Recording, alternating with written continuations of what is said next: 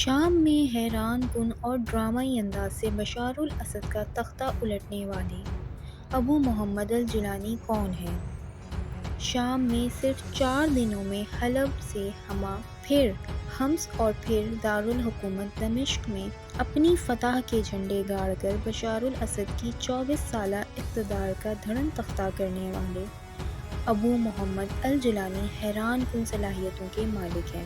ابو محمد الجیلانی کی قیادت میں حیات تحریر الشام (HTS) شام میں حزب اختلاف کی سب سے طاقتور مسلح جماعت بن چکی ہے، جس نے شامی فوج کو ناکوں چنے چبوا دیے ہیں۔ بشار الاسد حکومت کی ایک ترکیب بھی کسی کام نہ آئی جب ابو محمد الجیلانی کی روسی حملے میں مارے جانے کی ایک تصویر وائرل کی گئی، تاہم اس خبر کو فوری طور پر رد کر دیا گیا تھا۔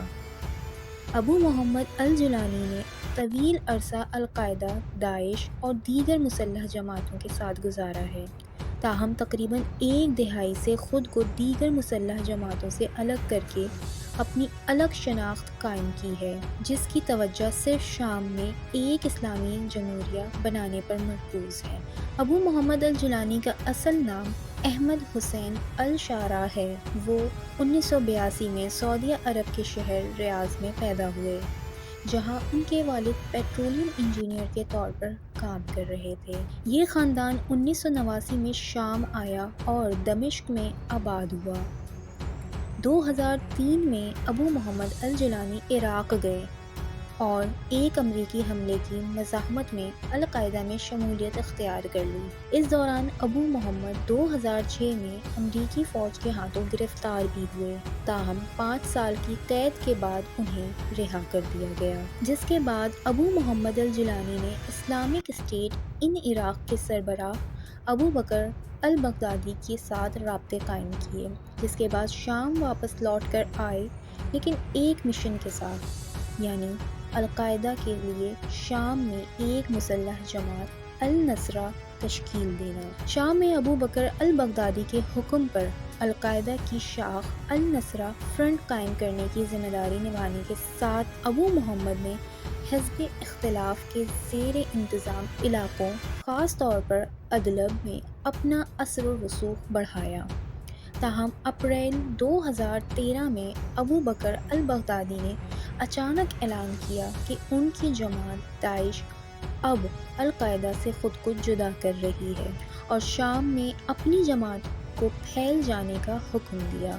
ابو بکر البغدادی نے ابو محمد الجیلانی النصرہ فرنٹ کو داعش میں ضم کرنے کی کوشش کی، تاہم ابو محمد نے القاعدہ سے اپنی وفاداری برقرار رکھی اور داعش سے راہیں جدا کر لیں۔ بعد ازاں 2014 میں ابو بکر البغدادی نے شام میں خلافت کی بحالی کا اعلان کرتے ہوئے کہا کہ اللہ نے ہمیں اپنے دشمنوں سے لڑنے کا حکم دیا ہے۔ امیر داعش ابو بکر البغدادی نے اسی سال اپنے پہلے ٹیلی ویژن انٹرویو میں کہا کہ شام میں اسلامی قانون کی تشریح کے تحت حکومت کی جائے اور ملک میں اقلیتوں جیسے عیسائی اور علویوں کے لیے کوئی جگہ نہیں ہوگی۔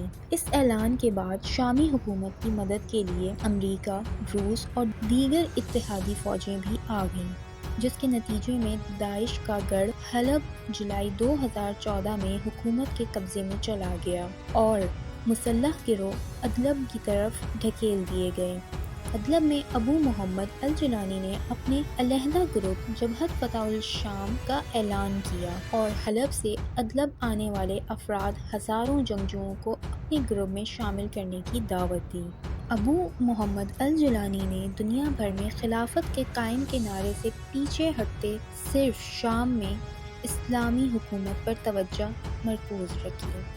ابو محمد الجیلانی نے بہت سے چھوٹے چھوٹے جنگجو گروپوں کو اپنے ساتھ ملایا اور تنظیم کو حیات تحریر الشام کے نام سے منظم کیا، جس کا بنیادی مقصد شام کو اسد خاندان کی مطلق العنان حکومت سے آزاد کرانا اور ملک کو ایرانی ملیشیا سے آزاد کرا کر ایک اسلامی جمہوری ملک بنانا تھا۔ اس ہدف کے ساتھ ابو محمد الجیلانی کے ساتھ متعدد جنگجو دھڑے جڑتے چلے گئے۔ ابو محمد الجیلانی الجیلانی کے اس نظریے نے بھی کافی مقبولیت حاصل کی کہ وہ اسلامی حکومت کے قیام کے بعد اقلیتوں کو مکمل حقوق فراہم کریں گے۔ اس طرح ابو محمد الجیلانی اپنے پیشرو ابو بکر البغدادی کے مقابلے میں عالمی قوتوں کے لیے بھی قابل قبول بنتے گئے۔ حلب پر دوبارہ قبضہ کرنے کے بعد سے حیات التحریر الشام نے بارہا یہ یقین دہانیاں بھی کرائی ہیں کہ دیگر مذہبی اور نسلی اقلیتوں کو تحفظ فراہم کیا جائے گا۔ یاد رہے کہ شام میں القاعدہ کی نئی شاخ کہلائے جانے والی حیات التحریر کو اقوام متحدہ، ترکیہ، امریکہ اور یورپی یونین نے دہشت گرد تنظیموں کی فہرست میں رکھا ہے۔